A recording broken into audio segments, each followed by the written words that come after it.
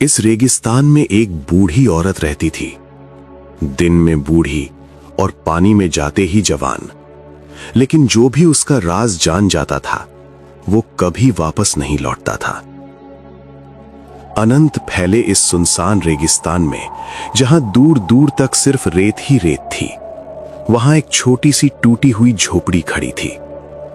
उस झोपड़ी में रहती थी जरीना। सफेद बाल, झुर्रियों से भरा चेहरा, कमजोर शरीर और आंखों में गहरी उदासी। वो हर सुबह उसी झोपड़ी के बाहर बैठ जाती और दूर आसमान की तरफ देखती रहती, जैसे किसी का इंतजार कर रही हो। लोग कहते थे वो कई सालों से यहां अकेली रह रही है। न कोई आता न कोई जाता, लेकिन कोई ये नहीं जानता था कि वो किसका इंतजार कर रही थी। एक दिन सब बदल गया। दोपहर का समय था, सूरज आग बरसा रहा था। जरीना अपनी झोपड़ी के बाहर बैठी थी। तभी उसने दूर रेत के बीच एक आकृति देखी। कोई लड़खड़ाता हुआ उसकी तरफ आ रहा था। जैसे जैसे वो पास आया, जरीना की आंखें चौड़ी हो गईं। वो एक जवान लड़का था, करीब 25 साल का। चेहरा धूप से जला हुआ, होंठ सूखे और शरीर पूरी तरह थका हुआ। वो जरीना के पास आते ही गिर पड़ा। पानी, थोड़ा पानी। जरीना तुरंत उठी और झोपड़ी से पानी लेकर आई। लड़के ने पानी ऐसे पिया जैसे उसे नई जिंदगी मिल गई हो। कुछ देर बाद उसने धीमे से कहा, क्या मैं आज रात यहां रुक सकता हूं? जरीना ने मुस्कुराकर कहा, हां बेटा, जरूर। शाम ढल गई। रेगिस्तान में ठंडी हवाएं चलने लगीं। जरीना चूल्हे पर रोटी बना रही थी और वो लड़का उसे चुपचाप देख रहा था। उसकी आंखों में एक अजीब सी चमक थी, जैसे वो सिर्फ खाना नहीं, कुछ और चाहता हो। रात को दोनों सो गए, लेकिन आधी रात को वो लड़का धीरे धीरे उठा और जरीना के पास जाकर बैठ गया।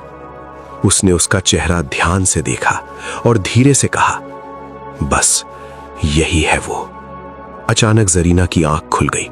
तुम यहां क्या कर रहे हो? लड़का घबरा गया। कुछ नहीं, बस नींद नहीं आ रही थी। अगली सुबह लड़का झोपड़ी के पीछे गया। वहां उसे एक छोटा सा पानी का तालाब दिखा। रेगिस्तान के बीच इतना साफ पानी देखकर वो चौंक गया। तभी पीछे से जरीना आई और बोली, सावधान रहना, इस तालाब के पास ज्यादा मत जाना, ये साधारण नहीं है। लेकिन उस दिन के बाद लड़का बार बार उस तालाब के पास जाने लगा और एक दिन उसने कुछ ऐसा देखा जिससे उसकी सांस रुक गई।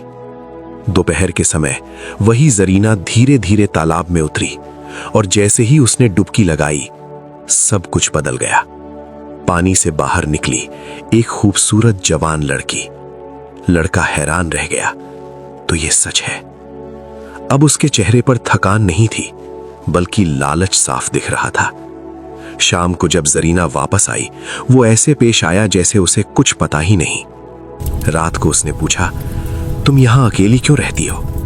जरीना कुछ देर चुप रही, फिर उसने लंबी सांस ली और अपनी कहानी सुनानी शुरू की। बहुत साल पहले मैं भी एक जवान लड़की थी, बहुत खुश रहती थी। एक दिन मुझे ये तालाब मिला और जैसे ही मैंने इसमें डुबकी लगाई, मुझे एक शक्ति मिल गई।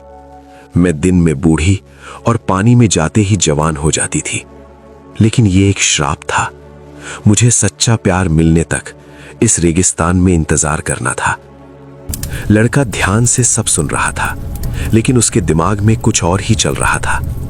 अगली सुबह वो जल्दी उठ गया और चुपके से तालाब की तरफ चला गया।